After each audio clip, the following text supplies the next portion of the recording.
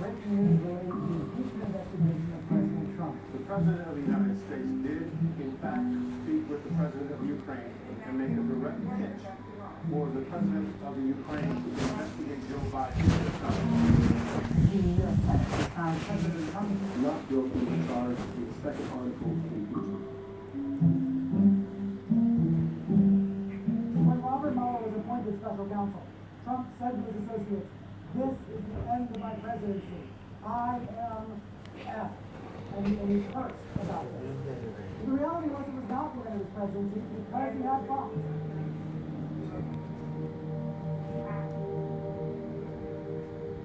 There's never been a president and a network this connected, this cozy. I watched Luke Dobbs last night, Sean Hannity last night, Tucker last night. I don't think Trump would have been elected without the power of Fox News behind him.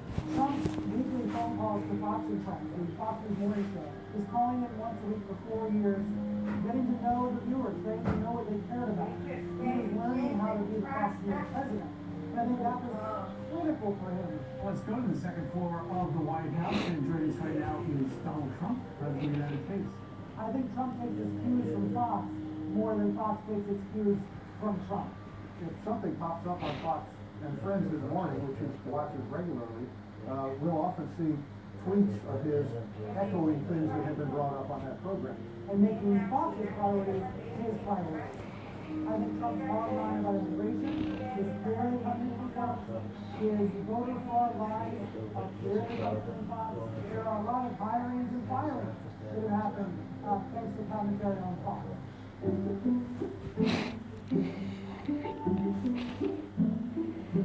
I back Trump for one reason.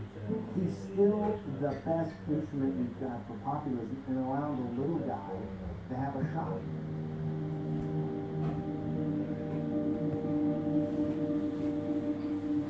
Whether it's on the American economy as far as trade, on national security policy, on, hey, 4 years we haven't been in a shooting war, right, for the first time in many, many decades. And we've redefined international rules-based order. I was elected to represent the citizens of Pittsburgh, not Paris. To me, it is so stunning how he's realigned his focus on China. Well, I'm a much bigger hawk, and I'd like to see more done. But what he's done so far, to me, is pretty breathtaking.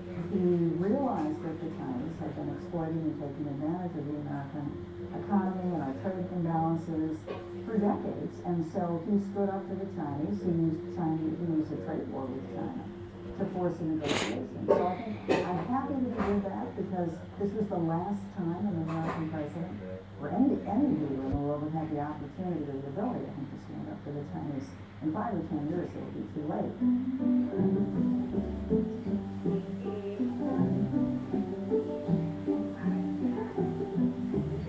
Several things he's delivered on. One, he's delivered on justice. Very important, the conservative things.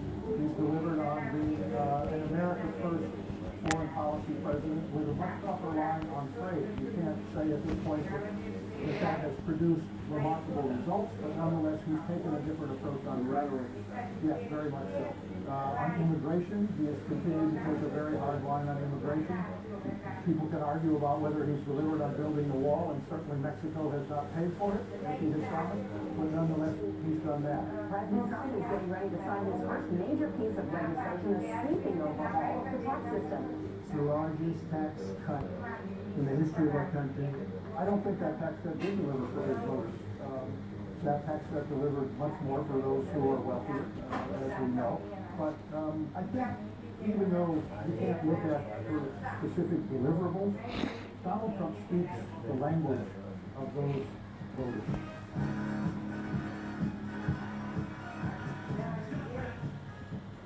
President Trump's talk. That's an acquired taste. Ladies and gentlemen of Georgia, this is your president, and it is a great honor to be with you tonight. You're gonna have to take that off. You can take it off. You're Next, damage control at the White House after President Trump retweeted a video showing a supporter making a racist statement. I'm not as happy happy with the general tone. I think, even President Trump knows that sometimes the tweets get him into trouble. CEOs and chairmen have different styles. Some are field players, some want to get the 200-page report from McKinsey. Trump just has a very different style. He immediately takes over the brief, and if he thinks he already knows what you're saying, he'll move along. He doesn't operate from the basis of philosophy or a grand strategy or believe in policy.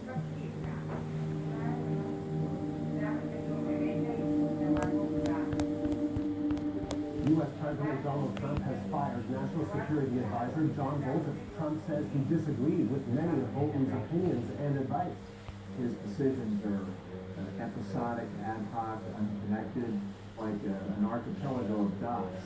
They're there, and he makes decisions, but they're not necessarily connected, and they're certainly not pursuant to a strategy. He went to the NATO allies, and he badmouthed them, and he prodded them, and he shamed them into contributing more to our common defense and NATO defense. I think in a sense, wishes he were a big guy like Xi Jinping and Vladimir Putin. He can dispense justice here and there. He can pretty much do what he wants. Donald Trump has been loath to say a bad word about Vladimir Putin, and yet there are things that have happened during his administration that have been tougher on Russia, certain sanctions that have been put on. So there is a kind of a split, and Trump is willing to let that happen, and the people around him are willing to put up with his unwillingness to criticize Putin if they can get their way on some of these particular policies. So it's an odd presidency in that way.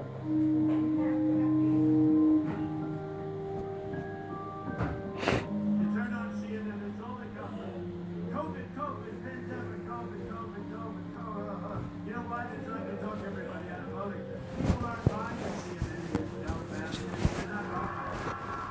People are tired of hearing how she's always idiots. Do I listen to him?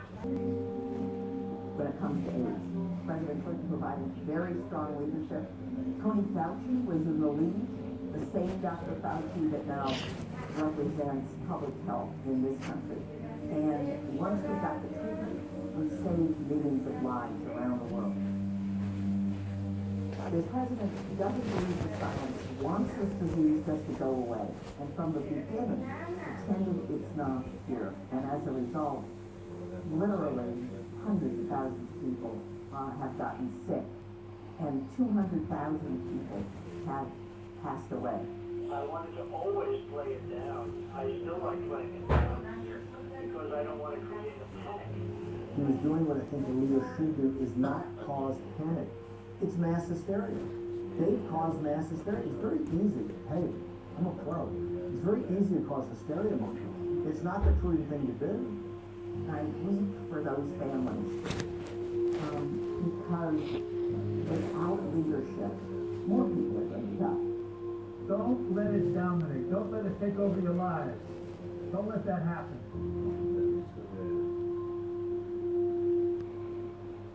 Dit was de laatste aflevering van onze reisserie door de Verenigde Staten van president Trump in aanloop naar de verkiezingen op 3 november.